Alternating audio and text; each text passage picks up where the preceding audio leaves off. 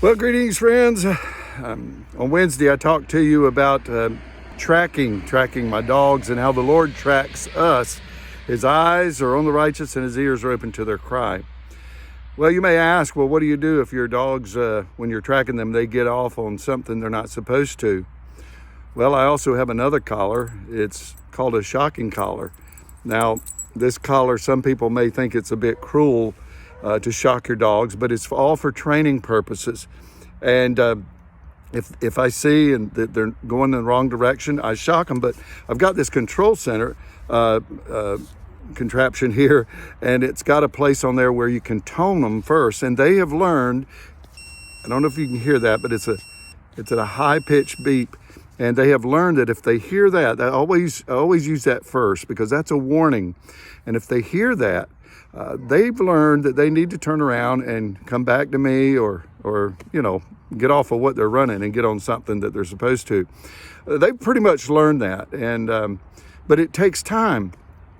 And I thought about this, that sometimes that God has to get our attention. He has to shock us sometimes to get us back on the right track. He loves us so much that he will do whatever it takes to get us back into the right relationship and back in the place that he wants us to be.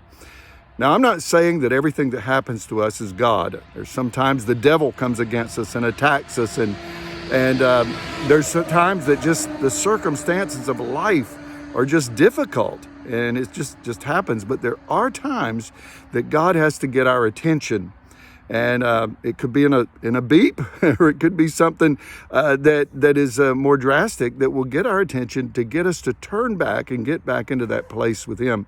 Scripture tells us that he's like a father, and he disciplines his kids if we get out of line, and that's important.